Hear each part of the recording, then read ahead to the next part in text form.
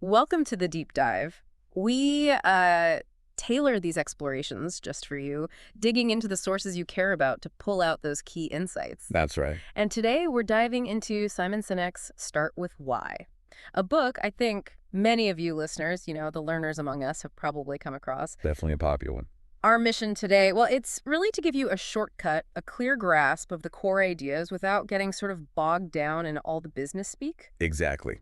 And start with why really asks a fundamental question, doesn't it? Yeah. Why do some people, some organizations just achieve so much more influence and success, even when others have like the same resources? Mm. Sinek's answer. It boils down to how they think, act, and crucially, communicate. It's a different approach. Okay, so let's maybe start by looking at how things often go wrong, when the world doesn't start with why. Sinek has this pretty powerful example. Oh, the assumption one. Yeah. He says, picture a 43-year-old guy taking over as chief executive from a famous general. You think? JFK, maybe? Right, that's the natural assumption. But then he adds the year, 1933, and bam, the image shifts. Adolf Hitler. Wow, yeah. It's just a really stark reminder, isn't it? How easily we make assumptions with incomplete info. What does that tell us? Well, it really highlights how our perceptions, what we think is true, totally shape our reality and how we behave. We make choices based on these perceived truths. Mhm. And as that example shows, those beliefs, they can be way off if we don't have the full picture. That's why understanding the real why underneath is so critical. It gets us past those surface assumptions. Right, beyond the surface. And that leads nicely into another great analogy he uses, the rubber mallet. Ah, the car factory story, yes. So American car execs are watching a Japanese assembly line. Back in the US, they'd see workers at the end literally using rubber mallets to bang car doors into place so they fit. A bit crude, perhaps. But in Japan, that step just wasn't there. They asked why, and the guide says, oh, we make sure it fits when we design it. What really stands out there for you? It's the completely different philosophies, isn't it? The American way is reactive, fix the problem after it happens. And the mallet. The mallet. Yeah. Whereas the Japanese approach is proactive. Design it right from the start. And Sinek says, look, that's how so many organizations work, constantly grabbing the rubber mallets, Yeah. these short-term fixes, these tactics, Uh, without ever asking why things aren't fitting together properly in the first place. It makes you think, in your own work, are you mostly fixing things or are you designing for success from the get-go? that's a good question. And these rubber mallets, these quick fixes, Sinek calls them manipulations. Basically, the carrots and sticks companies use. Yeah. Price is a huge one, obviously. Lowering prices gets sale, sure. But Sinek points out there's often a hidden cost. Like Walmart, famous for low prices, right? Absolutely. But they've also had scandals, reputational hits, all linked to how they achieve those low costs. So what's the real trade-off for the business and, for us as consumers? Well, looking bigger picture, price is just transactional, isn't it? It doesn't build that lasting connection, that loyalty. He even mentions breakage with rebates. Companies actually bank on people not sending them in. It's a short-term win, maybe, but it doesn't foster a deep brand relationship. Right. And he contrasts that with Toyota's success. Even when GM was throwing huge price incentives around, it kind of makes you ask, what kind of relationship do I want with the brands I use? Exactly. Is it just about the deal or Mhm. something more? Then there's fear. You know the old saying, nobody ever got fired for hiring IBM. Huh, yes, classic. It captures it perfectly. People play it safe, choose the known quantity, even if a riskier choice might be better, just to avoid blame if things go south. Have you ever felt that pressure to make the safe call? Oh, sure. Fear drives compliance, definitely. Mm. But it rarely sparks real enthusiasm or, innovation. People act to avoid the negative, not because they truly believe in the thing itself. So what's the cost of making decisions out of fear instead of, conviction? It probably stifles growth and real progress, I'd imagine. And aspiration. That's another one. Think about gym memberships in January. Oh, yeah, the New Year surge. Exactly. Fueled by wanting to get fit. But how many stick with it? Aspirational messages can kickstart things, but if the internal drive isn't there, well, it seems limited long term.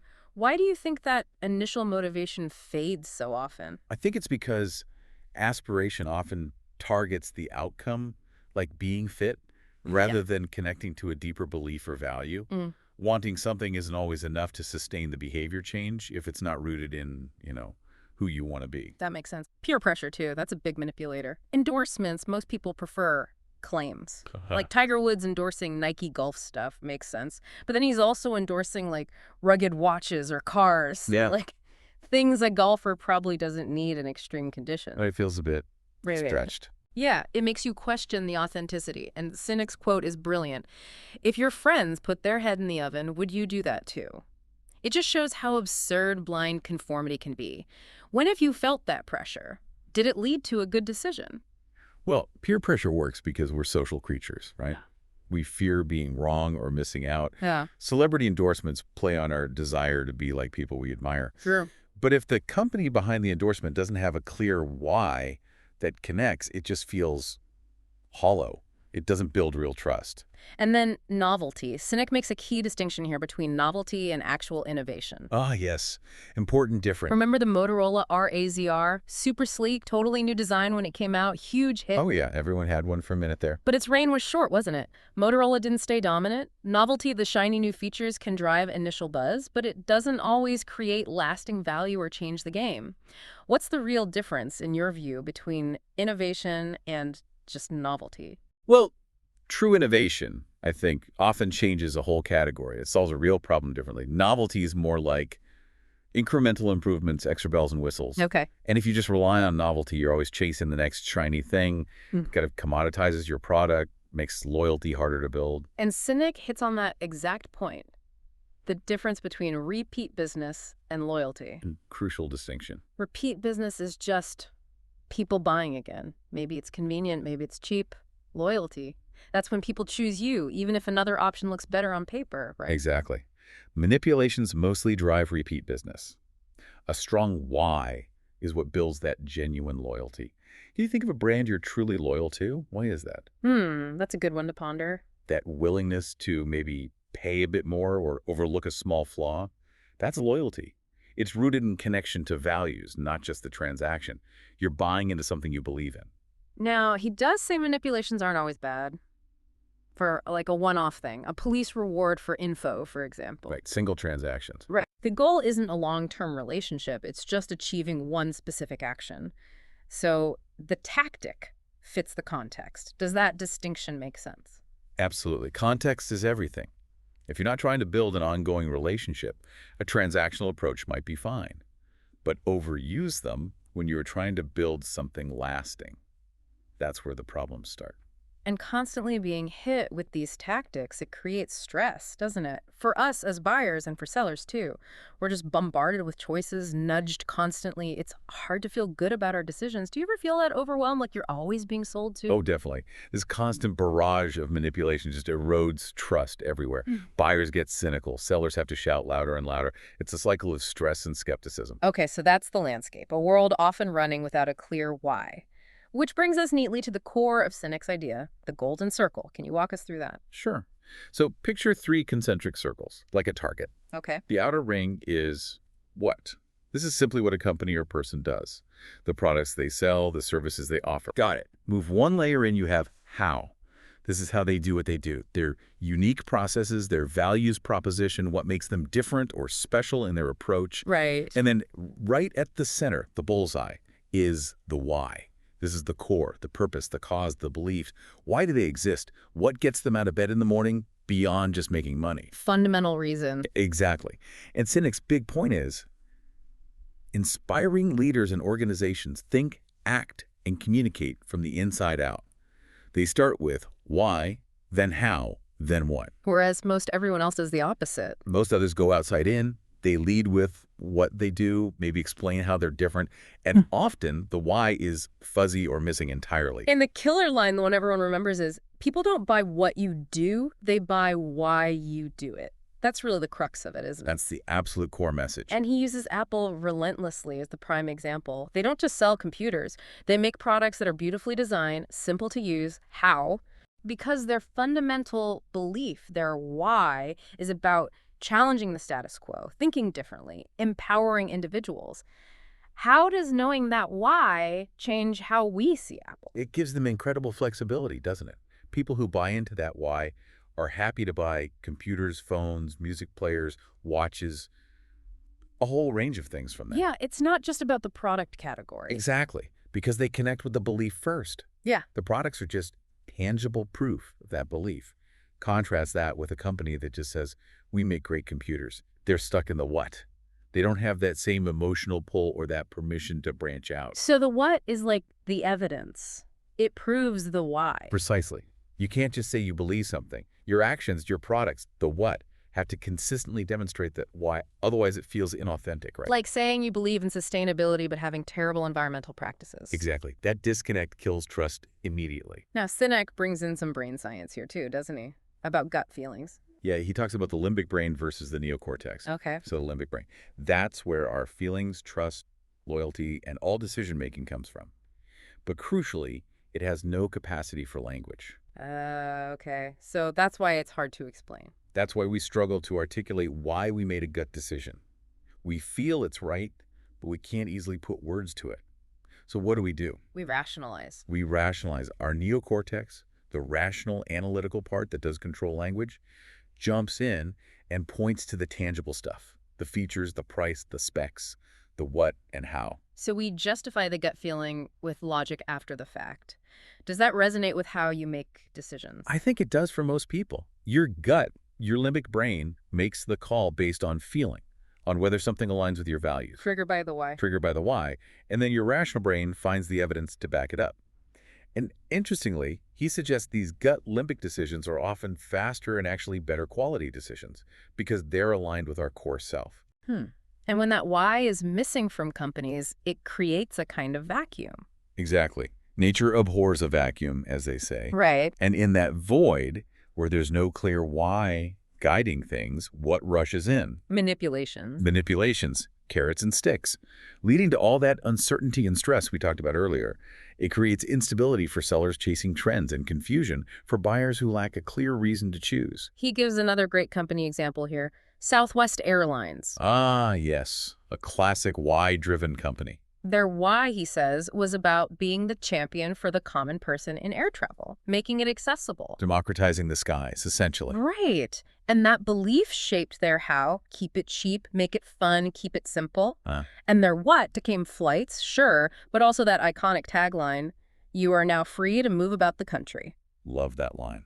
Notice how price wasn't the driver. It was a result of their why. People weren't just loyal because it was cheap. They were loyal because they bought into Southwest's mission. What can other businesses take from that? It shows how everything can flow from that core belief. Their hiring practices, hiring for attitude, their culture, fun, informal, their marketing, it was all infused with their why. The low fares were just one way they delivered on that promise. He uses another analogy too, sales versus dating. It's quite funny, actually. Oh, the bad date one. Yeah. If you go on a date and the person only talks about what they have, great job, nice car, fancy apartment. It falls flat, right? A bit superficial. Totally. And Sinek says businesses often do the same thing. They lead with features, benefits, the what, without first establishing why someone should care, why they should connect, makes it hard to build a real relationship. Have you seen that disconnect maybe in your own experiences? Well, absolutely. Listing attributes just doesn't create connection.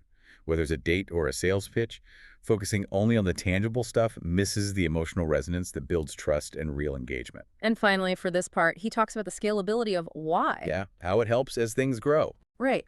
Having that clear why provides the emotional context. It gives people more confidence in decisions as an organization gets bigger. It shifts conversations from just arguing about the what and how to understanding if things align with the core purpose, the why.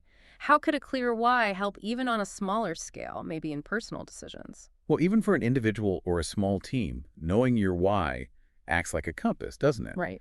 When you face choices, you can ask, does this align with my core purpose? It provides a framework, makes decisions less about just reacting to pressure and more about staying true to your values.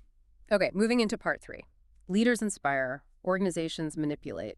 He starts off by saying we all have this inherent drive to win. Yeah, it's deep-seated in us. Though what winning looks like can be totally different for everyone, right? Money, recognition, just personal growth. What does winning feel like for you? It's that fundamental human need to achieve, to succeed.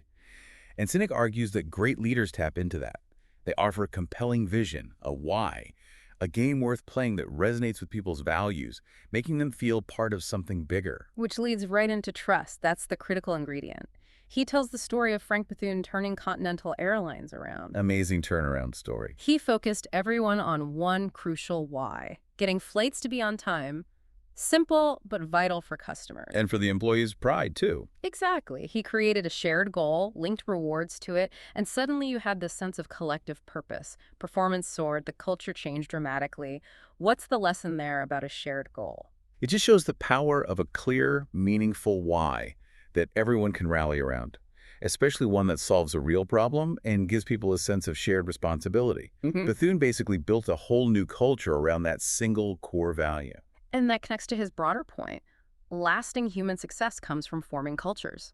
Cultures built on shared values and beliefs. Because that's what creates trust. Trust is the bedrock. He contrasts typical hiring focused on skills, experience with Shackleton's famous ad for his Antarctic expedition. Men wanted for hazardous journey. Yeah. Right. Low wages, bitter cold, constant danger, doubtful return. He wasn't mainly looking for skills. He was looking for people who believed in the why, the sheer challenge and adventure of it, and were willing to endure anything for it. What does that tell us about building a team? It's brilliant. It shows the power of attracting people who are already motivated by your cause. Sinek says great companies hire people who believe what they believe, and then they inspire them. It's different from just trying to motivate skilled people who don't share the underlying belief. There's that great little parable of the two stonemasons, too. Oh, I love that one. One guy's asked what he's doing. He says, I'm laying bricks, just a job, drudgery. Yep. The other guy, same job.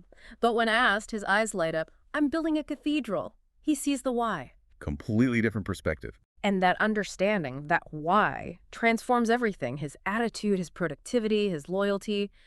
How does seeing the bigger picture impact your own motivation day to day? It gives context and meaning, doesn't it? Yeah. It turns a task from just an obligation into a contribution. It's the difference between just doing a job and feeling like you're part of building that cathedral. Sinek then compares the Wright brothers and Samuel Langley in the race for flight.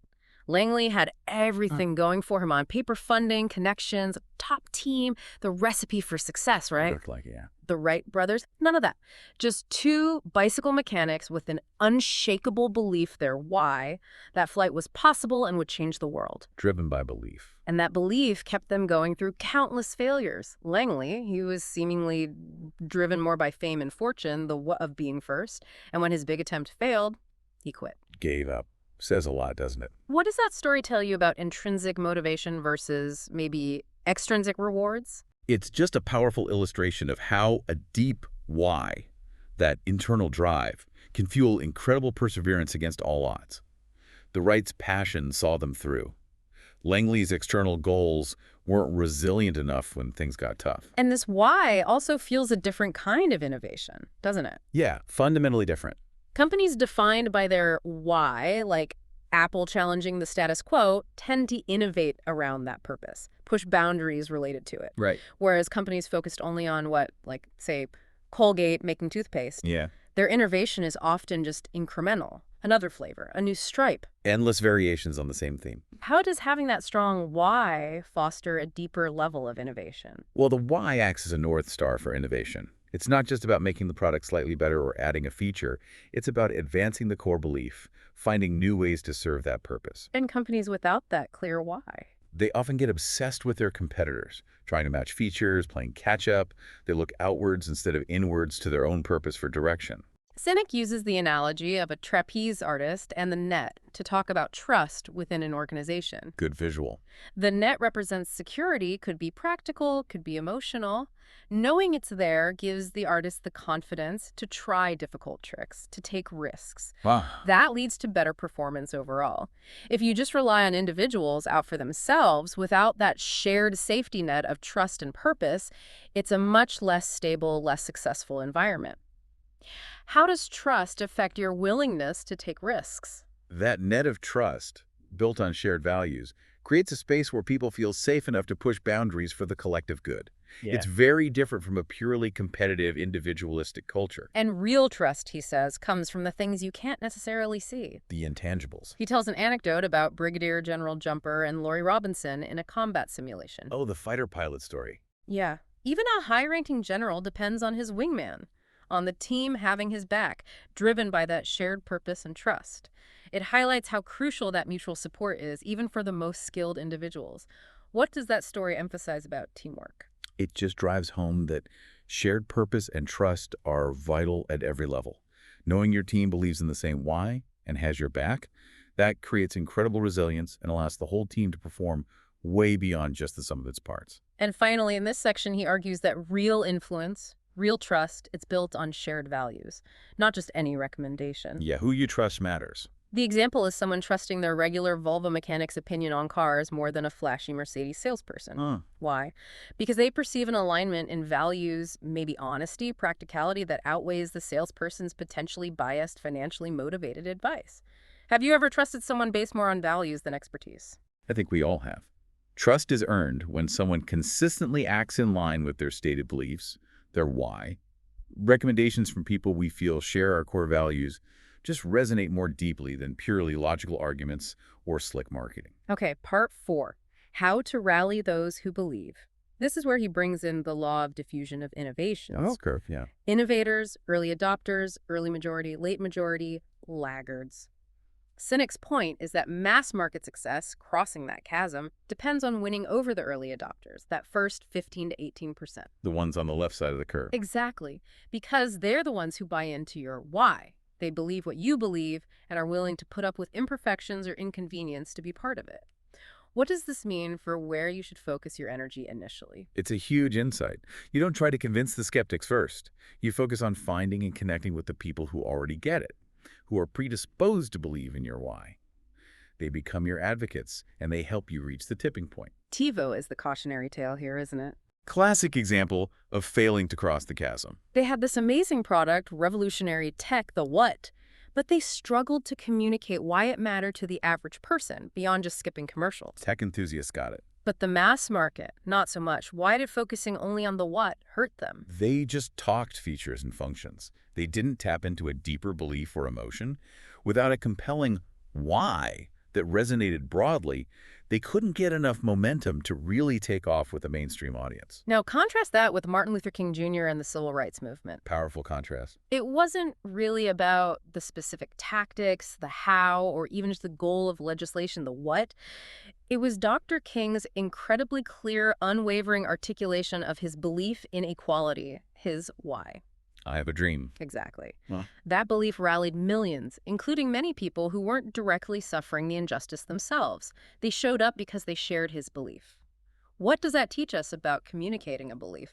It shows the immense power of a clearly articulated why. Dr. King spoke with such conviction and moral authority about a fundamental human value. People weren't just following him, they were joining a cause that resonated with their own deepest beliefs about right and wrong. It's proof that a shared why can mobilize millions. Sinek also talks about energy versus charisma. Yeah, they're not the same thing. Someone can be energetic, loud, motivating perhaps, but true charisma, he argues, the kind that genuinely inspires people. That comes from clarity of why. He uses Bill Gates as an example, his underlying optimism, his belief in tech's power to solve problems. It's not just energy, it's the belief behind it. How does knowing someone's why change how you see their charisma? Charisma feels like authenticity, doesn't it? It's when someone's passion for their why shines through clearly and ignites something similar in you. It's believable, magnetic. Energy without that core belief can feel a bit empty. He also introduces the idea of why types and how types. The visionaries and the builders. Right. The dreamer who has the vision why, and the practical person who figures out how to make it happen how. Both are crucial, and these partnerships often work best when there's a deep foundation of shared values, like in families or old friendships. Have you seen that dynamic play out, the dreamer and the doer? Oh, absolutely. It's a classic pairing for success. The why provides the inspiration and direction. The how provides the structure and execution. You really need both, and that shared value system is key for them to trust each other and work together effectively. Sinek uses the metaphor of building a megaphone that works. The organization itself is the megaphone, amplifying the why to the world. Yeah, it's the vessel. But if the message itself isn't clear or authentic, the megaphone doesn't help. He mentions a BCI ad campaign that just talked about what they did. It failed to connect. Even Oprah giving away free Pontiacs. Huge stunt. Massive what? Massive what? But it didn't build lasting loyalty for Pontiac because Pontiac itself didn't have a clearly understood why that people connected with. What's the lesson there about marketing? It shows that just shouting louder or doing bigger stunts doesn't work if the core message, the why, isn't there or isn't believable. The organization, the megaphone, needs to be broadcasting something meaningful to create a real connection. Otherwise, it's just noise. And the absolute key, say it only if you believe it. Authenticity is non-negotiable. People sniff out phoniness. The Yes. why has to be genuine, deeply felt. 100%. If it's just marketing spin, it will backfire and destroy trust faster than anything. Which leads to the celery test. I love this metaphor. It's so practical. It's a simple way to check if your actions align with your why. If your stated why is, say, living a healthy lifestyle, then when you go to the supermarket, you look at potential purchases, donuts, chips, celery, rice milk. Which ones pass the celery test for healthy living? Celery and rice milk pass. Donuts and chips probably fail. Exactly. It's a filter. Does this decision, this product, this action align with our core why? How could you use the celery test maybe in your own life or work? It's just a great sanity check for any decision. Does this project align with our team's purpose? Does this purchase align with my personal values? It cuts through the noise and helps you make choices consistent with your core beliefs. And then he gives an example of violating the celery test, the Volkswagen Phaeton. Ah, yes. The fancy VW. VW's known why, or at least perception, was the people's car. Affordable, reliable, practical. Then they launched this ultra-luxury sedan, the Phaeton. Technically a great car, apparently. Yeah, engineered well, but it mostly failed. Why? Because it just didn't feel like Volkswagen. It violated their perceived why, their brand identity. It didn't pass the VW celery test in the public's mind. Exactly. Contrast that with Toyota creating Lexus or Honda creating Acura.